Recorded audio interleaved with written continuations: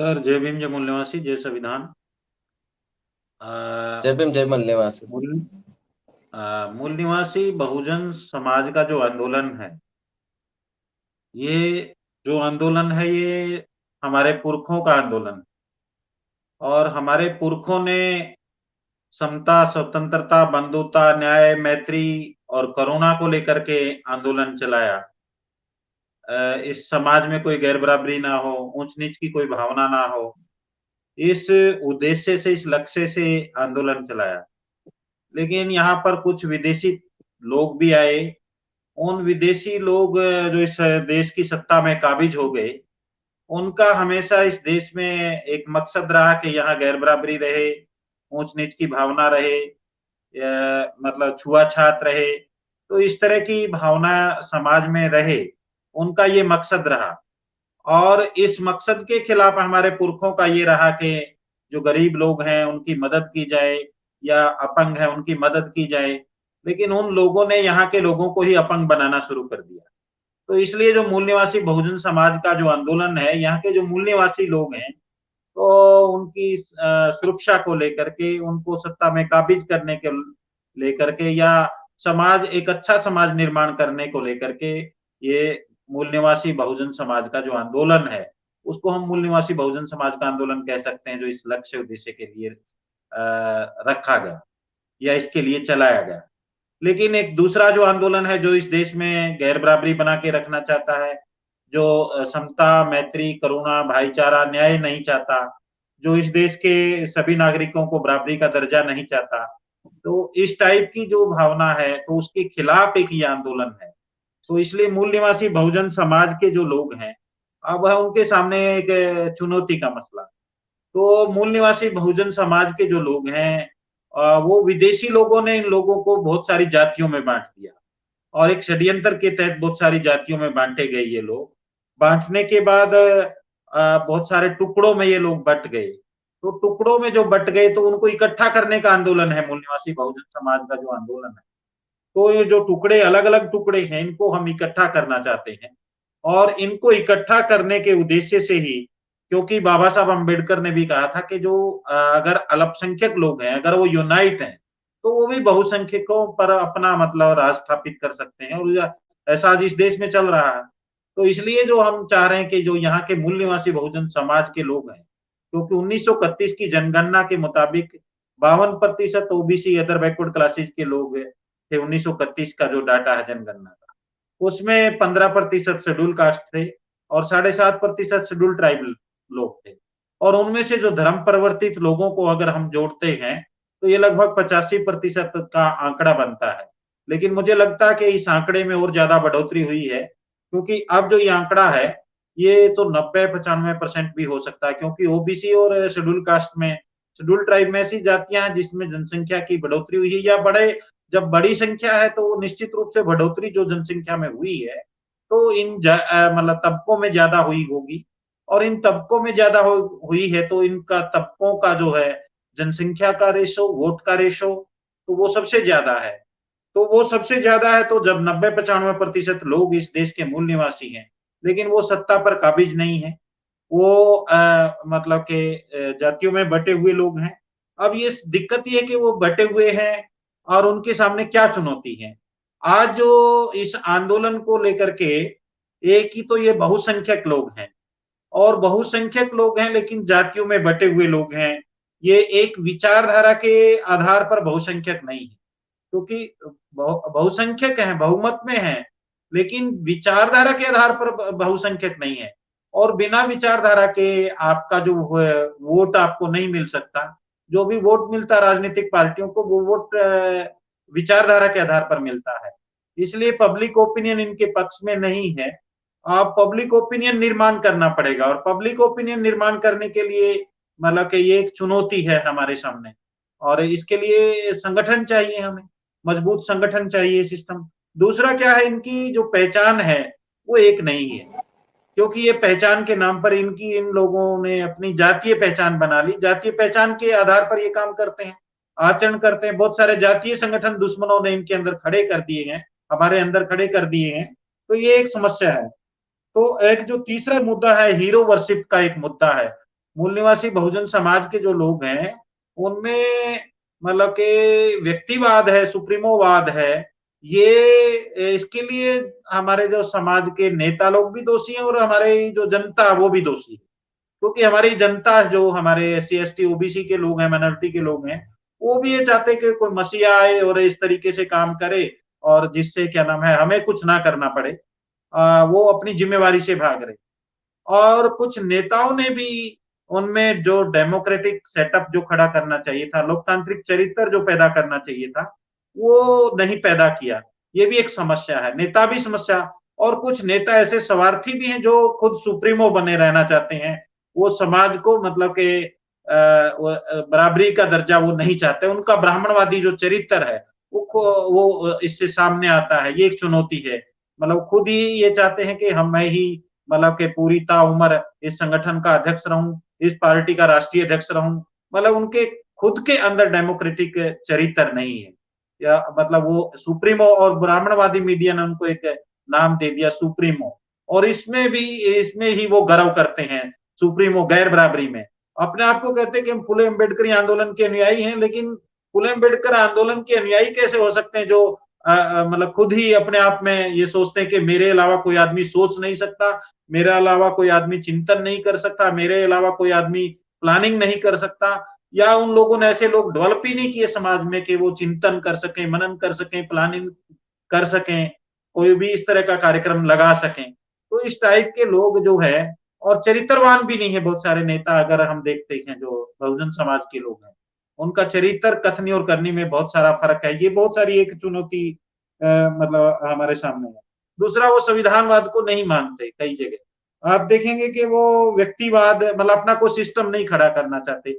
बिना सिस्टम, बिना ट्रेनिंग के ये कार्यक्रम नहीं हो सकता। मतलब ये बहुत सारी चुनौतियाँ हैं। इसके साथ है हमारे सामने अभी जैसे फुले अम्बेडकरी आंदोलन है, मुख्यतः जो इस ये आंदोलन है, जैसे कर्मचारियों पर टीका रहा और आगे धीरे-धीरे जो कर्मचारी भी घटते जा रहे हैं, सरकार निजीकरण कर रही है। निजीकरण की वजह से आगे जो है नौकरियों के अवसर खत्म हो रहे हैं, तो नौकरियों के अवसर खत्म हो रहे हैं, तो इस आंदोलन को पे बैक टू सोसाइटी वाले लोग भी शायद मतलब कम रहेंगे इस स्थिति में। लेकिन मुझे लग रहा है कि आज की संख्या में तो हम इतने लोग हैं, अगर एक साथ हम इकट्ठा हो जाएँ, एक साथ सारे मतलब कि पे बैक टू सोसाइटी करें, तो बड़े पैमाने पर एक मजबूत आंदोलन स्थापित कर सकते हैं। लेकिन इसके लिए जो समाज के लोग हैं, जो उनकी मानसिकता है, तो उनकी मानसिकता में वो ये जो सुप्रीमोवादी लीडरशिप है, ऐसा ही वो चाहते हैं कि हमें कुछ नहीं करना पड़े, समाज के लोग ही मतलब ऐसा कोई नेता मिले जो अकेला ही कुछ कर दे, ऐसा उनका एक चरित्र बना हुआ है। और ऐसा चरित्र उनका इसलिए भी बना हुआ है, क्योंकि इस देश में डेमोक्रेसी को अच्छा तरीके से नहीं पढ़ाया जाता, संविधान को अच्छे तरीके से नहीं पढ़ाया जाता। तो दुश्मन जो अच्छी चीज़ें हैं वो नहीं पढ़ाना चाहता जिससे समाज परिवर्तन हो। और उन्होंने जी जो भी स्कूल, कॉलेज और यूनिवर्सिटी में जो शिक्षा ग्रहण की है, वो जो है ऐसी शिक्षा ग्रहण की है जो ब्राह्मणवादी जो अपने से भेदभाव करती है, जो अपने माँ-बाप से मिलने पर भी भेदभाव करती है, अपने समाज के लोगों से भी मिलने पर ये सोचती है कि इससे कैसे मिलूँगा मैं? जो एक इतनी संकीर्ण मानसिकता पैदा कर दी, जबकि शिक्षा में अच्छे संस्कार होने चाहिए उसके अंदर एक अच्छी बात होनी चाहिए कि मुझे समाज के कल्याण करने की भावना उसके अंदर होनी चाहिए, नई खोज करने की भावना होनी चाहिए। लेकिन इस देश में ऐसी शिक्षा है नहीं। इस देश में कैसी शिक्षा है? अगर कोई अधिकारी लग गया तो वो कमैले-कुचैले कपड़ों वाला से मिलना पसंद नहीं करता। कोई अधिकारी लग गया कि मैं इससे कैसे बात करूँगा, ये सामने वाला क्या सोचेगा? और वो ऐसा चरित्र बन गया है, जिससे मतलब समाज को कोई फ़ायदा नहीं, खुद को भी कोई फ़ायदा नहीं। बहुत सारे अधिकारी आप देखेंगे, जो बाबा साहब अम्बेडकर की बदौलत पढ़ लिख करके आए, नौकरियों पर आ गए और नौकरियों पर आने के बाद वो जो लोग हैं कोई माता का जागरण करा रहा, कोई दूसरे काम कर रहा, कोई इसी यात्रा पर जा रहा है, कावड़ यात्रा पे जा रहा है, कोई किसी पर। लेकिन फुले अम्बेडकरी आंदोलन के लिए उनके पास बहुत सारे लोगों के पास ₹100 भी नहीं मिलते। उसमें भी वो इतना ईट-बट करते हैं। लेकिन बहुत सारे लोग ऐसे बामसेब के आंदोलन से ऐसे लोग निर्माण हुए, जिन लोगों ने पूरी की पूरी तनख्वाह इस आंदोलन के लिए दी, पूरी सैलरी इस आंदोलन के लिए दी, अपने घर परिवार का अभी ध्यान नहीं रखा, अपने बच्चों का, अपनी बीवी का ध्यान नहीं रखा। मैं ऐसे लोगों को सैल्यूट करता हूँ जो वामसेप संगठन के कारण इस देश में पैदा हुए। तो मतलब ये चुनौतियाँ हैं फिर भी हमारे सामने बहुत सारे लोग जो जिन्होंने समाज के लिए एक बड़ा योगदान देना चाहिए। पे बैक टू सोसाइटी करना चाहिए, क्योंकि जो हम लोग नौकरियों पे आए हैं, यहाँ पर केवल ये इसलिए नहीं आए कि हम बहुत योग्य थे, बल्कि इसलिए आए हैं, जैसे मैं टीचर लगा तो उसमें इसलिए नहीं लगा कि मैं बहुत योग्य था, बल्कि इसलिए लगा कि उसमें एक व्यवस्था थी, क्योंकि योग्यता को तो वो लोग इंटरव्यू में खत्म कर देते हैं। बहुत सारे ऐसे उनके हथकंडे हैं जिसके माध्यम से आपकी योग्यता तो जीरो हो जाती है, लेकिन फिर भी कोटा गाहे-बगाए कहीं न कहीं थोड़ा बहुत 19-21 देना पड़ता है। तो हम जैसे तो इस कोटे के तहत हम मिले हमें नौकरी पर आए, तो इसका मतलब हम समाज के रिप्रेजेंटेटिव हैं वहाँ पर, और समाज के रिप्रेजेंटेटिव हैं तो हमारी ड्यूटी बनती है कि समाज को पे बैक टू सोसाइटी करें। अगर समाज को पे बैक टू सोसाइटी हम नहीं करते हैं, तो हम लगता है कि हम लोग मक्कार हैं, गद्दार हैं, और ऐसे जो मक्कार और गद्दार लोग हैं, को एहसास होना चाहिए जो भी समाज के लिए योगदान देना पसंद नहीं करते। तो इस तरह की बातें। दूसरा जो हमारे समाज के जो लोग हैं, उन्हें जो है दुश्मन जो ऐसे इश्यूज पैदा करता है, हमें काउंटर करने के लिए, हमें उसका ज्ञान नहीं है हमारे लोगों को, ये हमारे सामने एक चुनौती है। ऐसे इश्यूज खड़े कर देता है भावनात्मक, और जिसपे हमारे लोग बँट जाते हैं। जैसे आप देखेंगे बहुत सारे लोग हैं, जैसे हमारे किसी साथी का कोई हमारे समाज के किसी व्यक्ति का मर्डर हो गया, या किसी हमारी बहन का रेप हो गया, तो हमारे लोग क्या आते हैं, झंडे लेकर के आते हैं, जिंदाबाद, मुर्दाबाद करते हैं, धरना प्रदर्शन करते हैं। और धरना प्रदर्शन कितने दिन चलता है, उसको न्याय भी नहीं मिल पाता कोर्ट में, जो जो प्रक्रिया वो अच्छे तरीके से लीड नहीं कर पाते। इसका बेसिकली जो हमारे लोगों को उनको सोचना चाहिए कि जिंदाबाद, मुर्दाबाद से ये काम चलने वाला नहीं है। ठीक है, उन्हें अगर जिंदाबाद, मुर्दाबाद भी करनी है, तो इतना मजबूत संगठन होना चाहिए, जैसे इस देश का प्रधानमंत्री पूछे, बोलो क्या समस्या तुम्हारी? इस देश हर जिले में अगर कोई हम धरना प्रदर्शन करते हैं तो वहाँ डीसी एसपी पूछे, वो तो बोलो, बताओ क्या समस्या आपकी? वो तुरंत पूछे हमसे। इतना प्रभाव हमारा होना चाहिए। अगर इतना प्रभाव नहीं है, वहाँ डीसी एसपी हमारी सुनता नहीं है, प्रधानमंत्री हमारी अगर सुनता नहीं है, तो ऐसे आंदोलन करने का क्या फायदा? तो आंदोलन ऐसा होना चाहिए जिससे मतलब कि सरकार कांप जाए, इस टाइप का आंदोलन होना चाहिए। सरकार डरे, तो इस टाइप का आंदोलन करने के लिए पहले हमें सक्षम लोग निर्माण करने पड़ेंगे, तभी आंदोलन हो। लेकिन समाज के लोगों को लगता है कि अगर कोई मीडिया पे हाइलाइट हो गया, कोई रेप हो गया, जिंदाबाद मुर्दाबाद की, तो हमें क्या नाम है, इससे न्याय मिलेगा। अब पीछे के तजर्बे कितना न्याय मिला? अगर मिल भी गया तो क्या आगे की घटनाएं खत्म हुई इस जिंदाबाद मुर्दाबाद से? तो ये एक चुनौतियां हैं। तो इनकी तरफ हमें देखना पड़ेगा कि जो काउंटर है, धर्म है, भावनात्मक मुद्दे उठा करके उनसे हमें वो जो भावनात्मक मुद्दों से धर्म के आधार पर हम बंटते हैं, तो हमें देखना चाहिए उससे आज तक समाज का क्या लाभ हुआ। तो इसलिए आज हमें ये देखना पड़ेगा कि इसके लिए धन की आवश्यकता पड़ेगी, विचार की आवश्यकता पड़ेगी, जानकारी की आवश्यकता पड़ेगी, और इन सब के लिए प्रचार चाहे की आवश्यकता पड़ेगी, कार्यकर्ता हमें चाहिए। जब तक हमारे पास संसाधन और संसाधन नहीं होंगे, साधन और संसाधन और ट्रेंड कार्यकर्ता जब तक नहीं होंगे, तब तक हम आगे नहीं बढ़ सकते, और ऐसे जो ट्रेंड कार्यकर्ता हैं, वो एक मजबूत संगठन से ही पैदा हो सकते हैं। और मजबूत जी संगठन जी। भी एक सिस्टमैटिकली संगठन अगर हम निर्माण करते हैं देश में, कमिटमेंट सुरेश वाले भाई, कार्यकर्ता अगर हम निर्माण करते हैं, सर 1 मिनट, तो तब हम लोग आगे बढ़ सकते हैं। तो जी हमें मुझे लगता है कि ये बहुत सारी चुनौतियाँ हैं, जो अभी जो हमारे जो दुश्मन जो लोग हैं, वो जो सत्ता पर काबिज हो गए हैं, जो ये भी एक चुनौती है। तो ये सारी हमें जो मीडिया है, प्रिंट मीडिया, इलेक्ट्रॉनिक मीडिया, ये भी चुनौती, हम अपनी बात को समाज में कैसे पहुँचाएँ? और हमारे समाज के भी जो यूट्यूब या जो भी इस टाइप का सोशल मीडिया चला रहे हैं, मुझे लगता है वो भी ब्राह्मणवादी पैटर्न पर ही ज़्यादा काम कर रहे हैं। उनको भी मतलब कि कौन-सी बात का क्या फ़ायदा होगा? ठीक है, हमारे कुछ साथियों की मजबूरी है कि उन्हें अपनी रोज़ी-रोटी या पेट भरने के लिए भी कुछ साधन चाहिए, ऐसी उनकी मतलब एक मजबूरी है। लेकिन ये एक चुनौती भी है हमारे सामने कि अगर हम सिस्टमैटिकली अगर काम नहीं करेंगे, केवल पेट भरने के लिए ही नौकरी करेंगे, पेट भरने के लिए यूट्यूब चैनल चलाएँगे या अपना सोशल मीडिया चलाएँगे, तो उससे जो हमारा लक्ष्य है, जो बाबा साहब का ने हमारे लिए निर्धारित किया, फुले साहब ने निर्धारित किया, वो लक्ष्य प्राप्त नहीं कर सकेंगे। तो मुझे लगता है कि हमें उस दिशा में बढ़ना चाहिए, ऐसे साधन, संसाधन और ट्रेंड कार्यकर्ता और निर्माण करने चाहिए। बिल्कुल, ये जो चुनौतियाँ हैं, इसके अतिरिक्त भी बहुत सारी चुनौतियाँ हैं। सांगठनिक जो चरित्र है हमारा, मतलब हमारे लोगों का नहीं है। बहुत सारे संगठन के नाम पर जो काम कर रहे हैं, उसमें भी बहुत सारी मतलब लोग ये चाहते हैं कि संगठन का ये व्यक्ति अकेला यही काम करे। मतलब एक ऐसी भी बहुत सारे संगठन बने, खत्म हो गए। तो उन्हें मतलब सोचना चाहिए कि सांगठनिक चरित्र हमें स्थापित करना पड़ेगा। सांगठनिक चरित्र के बिना, बिना सिस्टम के और बिना मजबूत संगठन के और बिना ट्रेन्ड कार्यकर्ताओं के, ये काम नहीं हो सकता।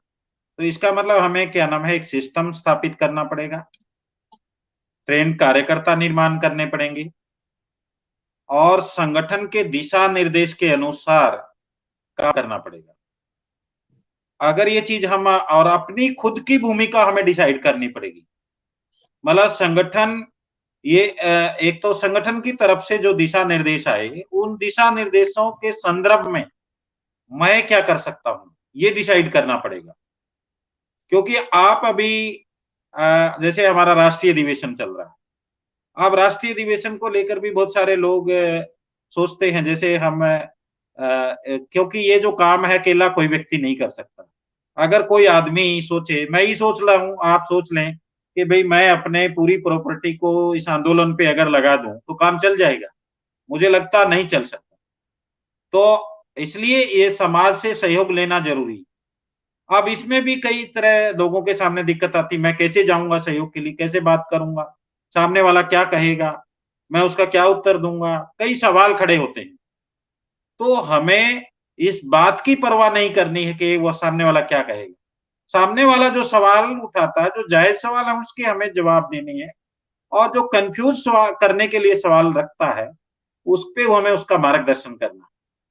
अगर ये भावना, क्योंकि हमें एक लक्ष्य उद्देश्य के लिए काम करना है, हमें इस बात की परवाह ही नहीं करनी चाहिए कि सामने वाला क्या सोच रहा है, क्या कहेगा। सामने वाला क्यों कह रहा है, किस लिए कह रहा है, इस चीज़ को समझना ज़रूरी है। अगर सामने वाले की बात हम समझ लें, वो ऐसी बात क्यों कर रहा है, उसमें कुछ लोग तो अज्ञानतावश करते हैं, तो कुछ लोग जानबूझ के करते हैं। उसका पता चल जाता है अगर जानबूझ के कर रहे हैं, तो उनके उनके साथ भी मतलब बातचीत करके उनको मोल्ड किया जा सकता है। और कुछ ऐसे लोग भी हैं ज्ञानतावश कर रहे हैं, उनका मार्गदर्शन किया जा सकता है, उनकी चेतना को और ज़्यादा विकसित किया जा सकता है।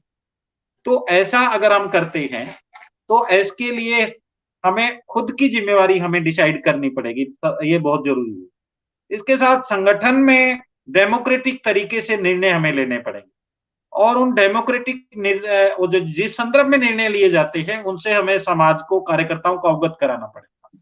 और बड़े पैमाने पर लोगों को जो ये अपना जो एक तो हमें अपने इतिहास से सबक लेना पड़ेगा, जो हमारी हिस्ट्री है, उसमें ब्राह्मणवादी लोगों ने गलत हिस्ट्री हमारे सामने रख पेश की और हम उस गलत हिस्ट्री के आधार पर गलत धारणाओं का शिकार हुए। क्योंकि अभी कुछ दिन पहले अगर आप देखेंगे, अब हमारे लोग संविधान रखने लगे हैं घर में। पहले उनके घर में दूसरी किताबें होती थी, संविधान नहीं होता था। जिन किताबों से शोषण होता है, उन्हीं को वो महान मानते थे। तो इस तरीके से जिस मात्रा में जिस जागृति बढ़ेगी, जिस मात्रा में हमारे पास संसाधन निर्माण होंगे, जिस मात्रा में हमारे पास कार्यकर्ता निर्माण होंगे, उसी मात्रा में जागृति बढ़ेगी। तो इसलिए जागृति जो पैदा करना है, सही दिशा में जागृति पैदा हो और जागृति का भी उसी का फायदा, जो जागृति संसाधन निर्माण नहीं कर सकती, वो जागृति बांझ है, उसका क्या फायदा? क्योंकि जागृति से संसाधन निकलने चाहिए समाज में। अगर संसाधन उससे पैदा नहीं हो रहे, तो फिर इसको जागृति नहीं कह सकते। जागृति से परिणाम आने चाहिए। जागृति से अगर परिणाम नहीं आ रहे, तो वो जागृति किसी काम की नहीं। जागृति से संगठन निर्माण होना चाहिए। अगर जागृति से संगठन निर्माण नहीं हो रहा, तो उस जागृति का भी कोई लाभ नहीं है। जागृति से मतलब कि एक सिस्टम पैदा होना चाहिए, ऑर्गेनाइजेशन बनना चाहिए, संगठन बनना चाहिए। क्योंकि ये काम बिना संगठन के नहीं हो सकता। लोगों ने करके देखा। लोगों ने हज़ारों संगठन बनाए। 29 लाख से ज़्यादा का आंकड़ा पीछे आया। उसमें 4 लाख से ज़्यादा तो संगठन आविष्क्रिय हैं। लेकिन उन संगठनों से भी क्या हुआ? क्यों नहीं हुआ? और ये इसलिए नहीं हुआ सिस्टमैटिकली, अगर संगठन निर्माण होता, एक दिशा में सारे लोग काम करते, एक लक्ष्य उद्देश्य के लिए काम करते, तो ये काम हो जाता। तो इसलिए हमें एक लक्ष्य, एक उद्देश्य के लिए काम करना पड़ेगा और हमें उसी अगर हम चर्चा करते हैं, समाज का जो चरित्र है, सोचने का, समझने का, चर्चा करने का, ये हमें बदलना पड़ेगा। क्योंकि हम आपस में जब चर्चा करते हैं, अगर मैं किसी के खिलाफ बोलता हूँ या कोई आदमी मेरे खिलाफ बोलता है, तो उसे ही हम अपना दुश्मन समझ लेते हैं। जबकि होना ये चाहिए कि चर्चा में हमारे खिलाफ भी कोई बात आ सकती है, उसके खिलाफ भी कोई बात जा सकती है। हमें ये देखना चाहिए हमारे संगठन के लिए, हमारे देश के लिए, हमारे समाज के लिए, हमारे महापुरुषों की विचारधारा के लिए अगर वो चीज़ सही है और वो मेरी बात के अगेंस्ट भी जा रही है, तो मुझे उस बात को स्वीकार कर लेना चाहिए। ये ईमानदारी हमें स्थापित करनी पड़ेगी अपने चरित्र में कि अगर कोई बात ऐसी लगती है कि हमारी गलत धारणा हो सकती है, तो हमें सामने वाला व्यक्ति कन्विंस कर रहा है, लेकिन कई बार हम जिद पर आ जाते हैं, तो हमें अपनी उस जिद को छोड़ना पड़ेगा। हमें कन्विंस जो तर्क के आधार पर जैसे तथागत बुद्ध ने कहा कि जो बात तर्क की कसौटी पर हो, मानव और मानव हित में हो और 2 कंडीशन, एक तर्क पर, दूसरा मानव हित में। तो इसलिए तर्क की कसौटी पर मानव हित में अगर कोई बात है, तो हमें अपनी जिद वहाँ छोड़ देनी चाहिए। उस तर्क को, उस मानव हित को मानते हुए उसके साथ लग जाना चाहिए। और डेमोक्रेटिक लोकतांत्रिक पद्धति और संस्थागत नेतृत्व यही समाधान हो सकता है। इसके बिना कोई समाधान नहीं हो सकता, बल्कि दुश्मन ने इसको अपना लिया है कई जगह। हमारे नेताओं ने, हमारे समाज के संगठनों ने इसको नहीं अपनाया। हर आदमी, आप गाँव-गाँव, गली-गली, शहर-शहर अगर आप देखते हैं, तो हर आदमी अपने संगठन निर्माण कर रहा है। क्या निकालेगा इससे? क्या करेगा? इतने संगठन बना करके क्या करेगा? सिर्फ उसकी क्या वो महान बनना चाहता है, मैंने भी संगठन बनाया। इससे महानता मिलेगी क्या? तो ये लोगों को बताना पड़ेगा कि हमें संगठन जो बहुत सारे लोग ये अपना ये बनाना चाहते हैं कि मैं इतिहास में दर्ज हो जाऊँ। और उनमें कोई कमी नहीं, लेकिन ये भी स्वार्थ, क्योंकि हम जो ये जो लक्ष्य उद्देश्य हर पूरे सारे बहुजन समाज के लोग अलग-अलग धारा में, अलग-अलग दिशा में काम करेंगे, तो हम एक दिशा में नहीं जा सकते, हम उस लक्ष्य को हासिल नहीं कर सकते। तो इसलिए आज डेमोक्रेटिक प्रोसेस के लिए जितने भी ऑर्गेनाइजेशन है देश के, उन सभी ऑर्गेनाइजेशन को आज एक प्लेटफ़ॉर्म पर आना चाहिए। एक प्लेटफ़ॉर्म पर आकर के उन्हें एक दिशा में काम करना चाहिए और आपसी जो संवाद, जैसे बामसेफ ने BS4 अभियान चलाया, कोरोना के कारण उसमें कुछ दिक्कतें आई। उसमें जैसे संदेश, संवाद, संपर्क, सुसंवाद, उस चीज़ को हमें समाज में स्थापित करना चाहिए। हमें जो हमारे लोग विरोधी भी हैं, हमें उनके पास जाकर के बैठ कर के उनकी बात सुननी चाहिए और अपनी बात भी धीरे-धीरे उनको सुनानी चाहिए। अगर ऐसा हम करेंगे तो ये जो है उनका माइंडसेट चेंज होगा और धीरे-धीरे जो डेमोक्रेटिक प्रोसेस है और डेमोक्रेटिक प्रोसेस का ये एक अच्छा मतलब ये शुरुआत है उसकी एक तरह से। अगर हम दूसरे व्यक्ति की बात को सुनेंगे और अपने अहम को खत्म करेंगे, अगर कोई व्यक्ति हमारे खिलाफ बोल रहा है, हमारे संगठन के खिलाफ बोल रहा है, अगर हम उसकी बात को नहीं सुनेंगे, तो वो क्यों हम पर विश्वास करेगा? वो हमारी बात क्यों सुनेगा? क्योंकि उसकी धारणा हमारे अगेंस्ट बनी हुई है। हमारे जितने ऑर्गेनाइज़ेशन देखेंगे तो आप देखेंगे पहले मैंने भी बहुजन समाज के कई ऑर्गेनाइज़ेशन में काम किया। तो वहाँ से जो लोग हट जाते थे उनको बोलते थे दलाल है। दलाल इसलिए बोलते थे कि उसका मुँह बंद हो जाए। उसको इसलिए नहीं, भाई कम से कम ये जो सवाल खड़े कर रहा है, ये सवाल क्यों खड़े कर रहा है इसे पूछो। ये आदमी घर बैठ गया, क्यों बैठ गया पूछो। लेकिन ये नहीं पूछना था, ये दलाल है। तो इस टाइप की जो मानसिकता है, अब इसको कुछ नहीं करना। भाई जब उसने किया, इतना काम किया, आज वो नहीं कर सकता, क्यों नहीं कर सकता और क्या कारण रहे हैं? क्या ऐसे विकार आए हैं उसके अंदर? ऐसा वो क्यों सोच रहा है? इनका हमें मतलब हल ढूँढना चाहिए था, इनके जवाब ढूँढने चाहिए थे। अगर इनके जवाब ढूँढते तो शायद आज ये समस्या पैदा नहीं होती। तो आज मैं ये उम्मीद करता हूँ कि आज हम सभी साथी और सभी दूसरे संगठनों के साथी भी अपना सही इतिहास जानने का प्रयास करेंगे और सही संगठन कैसे चलता है, उसका संगठन का प्रोसेस कैसे होता है, क्या होता है, इसको जानने का प्रयास करेंगे और इसको एक सही दिशा में ले जाने का प्रयास करेंगे और अपने संगठन, अपने अहम खुद ये मैं इसको महत्वाकांक्षा को खत्म करते हुए एक जगह आने का प्रयास हमें करना चाहिए और इसके लिए बामसेफ संगठन ने अभी जो राष्ट्रीय अधिवेशन है, इस राष्ट्रीय अधिवेशन में एक विषय रखा है एनसीसी-एमबीओ के नाम से, जिसमें नेशनल कोऑर्डिनेशन कोऑपरेशन कमेटी और मूल निवासी बहुजन ऑर्गेनाइजेशन की जो 21 सदस्यों की एक कमेटी बनी है, उसको लेकर के एक विषय रखा है चर्चा के लिए। उसमें अलग-अलग संगठनों के प्रतिनिधि हमने आमंत्रित किए हैं और हम उम्मीद करेंगे सभी संगठनों के जो भी हमारी इस बात को सुन रहे हैं, वो सारे साथी इस कार्यक्रम में भाग लें और मिल-जुल करके इस कार्यक्रम को चलाएँ, सभी संगठनों को एक प्लेटफ़ॉर्म पर के लेकर के आएँ और गली-गली, मोहल्ले में इस को स्थापित करें, क्योंकि हमारे समाज का एक चरित्र ऐसा बन गया है, वो दूसरे की बात को ईज़िली मान लेता है और हमारे संगठनों की, हमारे व्यक्तियों की जो सही बात है उसको भी वो ईज़िली स्वीकार नहीं करता।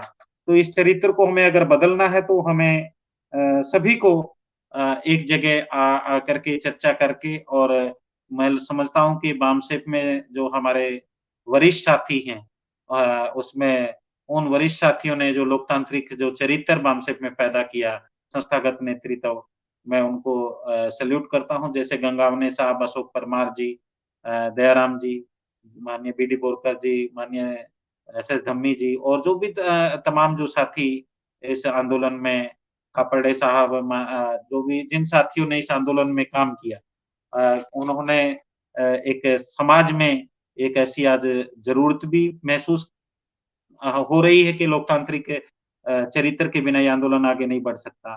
और आज समाज के बहुत सारे लोगों में, जो बामसेफ में कार्य करता हूँ, उनमें के चरित्र और आचरण में ये बात आ गई है कि हम लोकतांत्रिक चरित्र से, लोकतांत्रिक पद्धति और संस्थागत नेतृत्व से ही आगे बढ़ सकते हैं या दुश्मन को मात दे सकते हैं। मैं समझता हूँ कि इस चीज़ को पूरे समाज के लोग अपने वो आपसी वैर-भाव को खत्म करके सिस्टमैटिकली संगठन बनाएँगे, ट्रेन्ड कार्यकर्ताओं का ऑर्गेनाइज़ेशन बनाएँगे, उनको ट्रेनिंग देंगे और एक अच्छा सिलेबस निर्माण करके एक जैसी भाषा इस्तेमाल करेंगे, एक जैसे एक लक्ष्य और उद्देश्य के लिए काम करेंगे। उसको लेकर के हमने एक 21 सदस्यीय कमेटी निर्माण की है। वो हमने हर सदस्य की 75 संगठनों से बातचीत करने की ड्यूटी लगाई है, उनका बायोडाटा या उनका संपर्क सूत्र या उनसे संवाद करने की। और फिर हम जनवरी-फरवरी में एक बड़ा कार्यक्रम करेंगे, लगभग 1500 ऑर्गेनाइज़ेशन के प्रतिनिधि इस कार्यक्रम में होंगे। ये हमने उनकी ड्यूटी लगाई है। और ये 28, 29, 30 अगस्त को हमने नागपुर में आयोजित किया था। और ये जो कार्यक्रम था जिसमें लगभग हमने 100 से अधिक संगठनों के प्रतिनिधि उसमें बुलाए थे, लगभग 40-39 संगठनों के प्रतिनिधि उस कार्यक्रम में आए और सभी जो है उन साथियों ने इस कार्यक्रम की सराहना की, ये कि वास्तव में अच्छा कार्यक्रम है और जो आप कर रहे हैं बहुत अच्छे तरीके से कर रहे हो। और इसको बामसेफ ने ही इसकी ज़िम्मेवारी ली थी, उनको जैसे नागपुर पहुँचने की उनकी ज़िम्मेवारी थी, उसके बाद हमने अपने ही साधनों द्वारा, अपने ही संसाधनों द्वारा उनकी जो ठहरने की, बाकी जो कार्यक्रम की चर्चा की व्यवस्था की और उन्होंने एक डेमोक्रेटिक तरीके से वहाँ चर्चा की। लेकिन बीच में बहुत सारे साथियों के अपने कार्यक्रम थे। उन कार्यक्रम को मद्देनज़र रखते हुए बीच में हम कुछ गतिविधियाँ नहीं कर पाए, लेकिन जनवरी-फरवरी में इसमें हम बड़े पैमाने पर अच्छी गतिविधियाँ हम शुरू करेंगे इसमें और दूसरे संगठनों के प्रतिनिधियों को बुला करके उनसे भी पूछेंगे भई अलग-अलग रह करके हमने आज तक क्या मतलब प्राप्त किया और आगे अलग-अलग रह करके क्या प्राप्त करेंगे। और अलग-अलग रह भी गए, अगर आपको अच्छा लगता तो है ठीक है, अगर आपको लगता है कि अलग-अलग रहने से कुछ मिलने वाला नहीं है, अलग-अलग रह कर के हम जो चीज़ प्राप्त करना चाहते हैं वो नहीं कर सकते। जो ठीक सोच के लोग हैं वो एक साथ आ जाएँगे और जो दुश्मन के इशारे पर काम कर रहे हैं, मुझे लगता है वो साथ नहीं आएँगे। वो निश्चित रूप से वो आइडेंटिफ़ाई होंगे जो लोग मतलब ये एक साथ काम नहीं करेंगे, डेमोक्रेटिक प्रोसेस को नहीं मानेंगे। वो निश्चित रूप से व्यक्तिगत महत्वाकांक्षी लोग होंगे या दुश्मन के इशारे पर काम करने वाले लोग होंगे। तो इस तरीके से बहुत सारी चर्चाएँ हमने वहाँ पर की और उस चर्चा से ये निकल कर के आया कि इसके लिए हमें एक कमेटी बनानी चाहिए और कमेटी के बाद उसमें हमने माननीय एन गंगाधर जी को उसका चेयरमैन बनाया और माननीय रमेश कटके जी को उसका जनरल सेक्रेटरी लगाया, बाकी सारे सदस्य उसमें रखे हैं और जल्दी ही हम बहुत सारे संगठनों को एक साथ इकट्ठा करने का अभियान जो है पूरे देश में चलाएँगे, क्योंकि ये भी समाधान है, क्योंकि बहुत सारे संगठनों तक हम पहुँच नहीं पा रहे थे। तो मतलब उनकी भी एक धारणा बनी हुई थी। तो हमने सोचा कि उनसे संगठन के प्रतिनिधियों के नाते ही अगर बातचीत की जाए, तो वो ज़्यादा सार्थक होगी और उसकी उस सार्थकता भी रही उसकी, क्योंकि साथियों ने उसको समझा, अलग-अलग संगठनों के प्रतिनिधि उस कार्यक्रम में आए और अभी हमने उनके अलग-अलग प्रतिनिधियों को हमने अपने अधिवेशन में भी आमंत्रित किया है। और राजमुंद्री आंध्र प्रदेश में।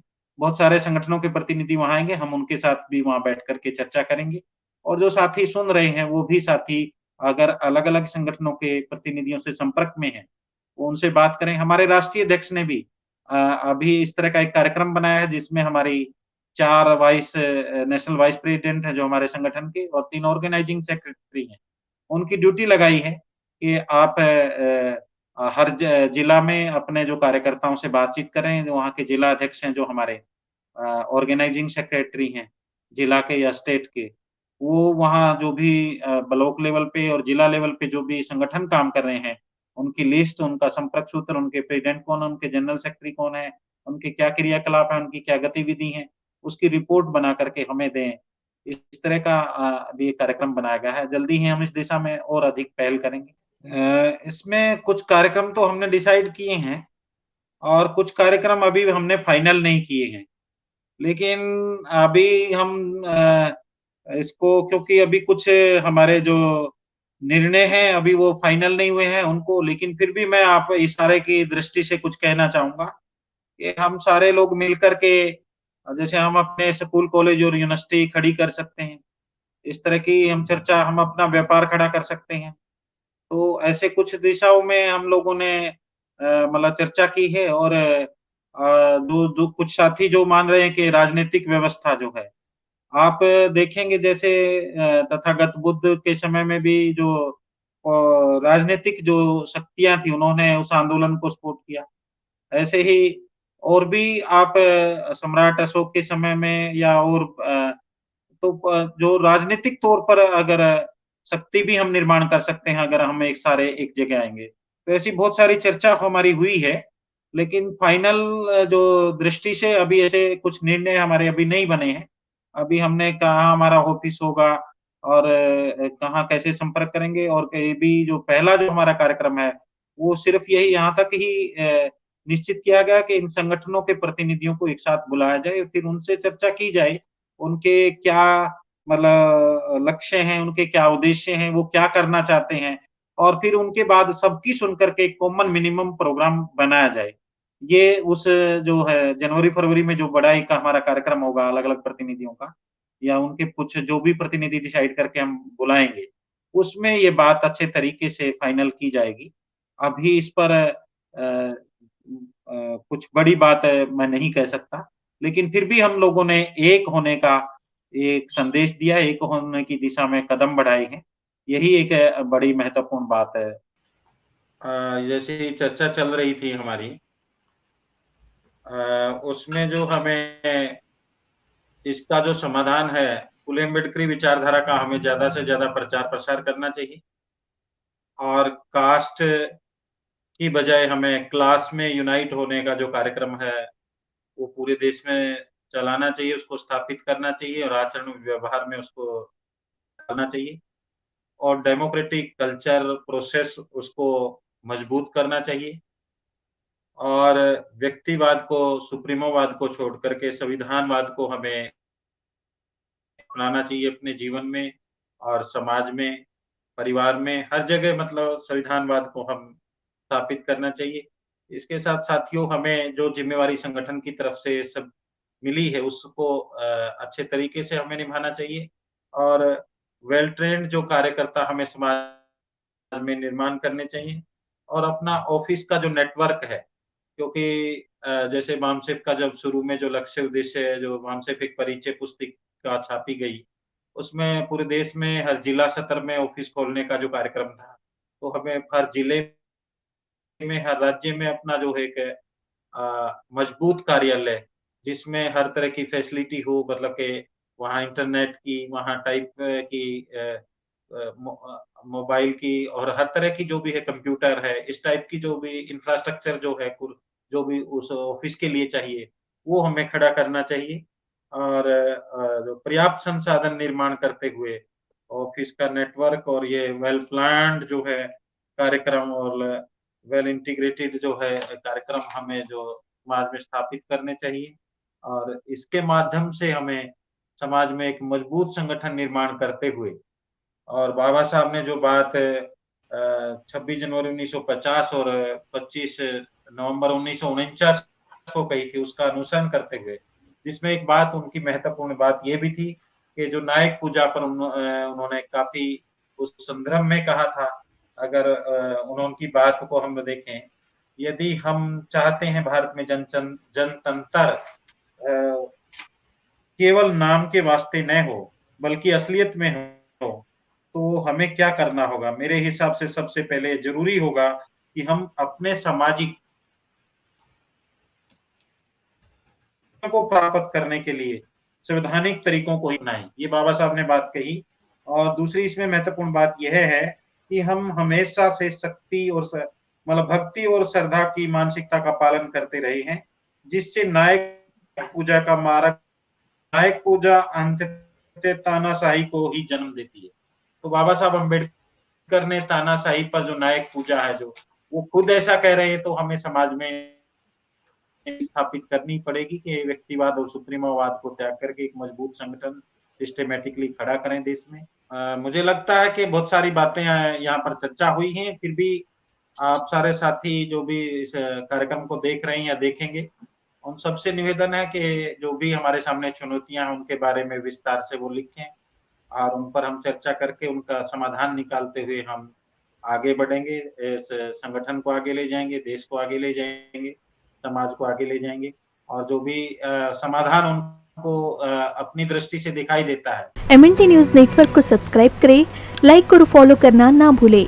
साथ ही बेल आइकॉन दबाकर जन जागृति की मुहिम में जुड़े रहें।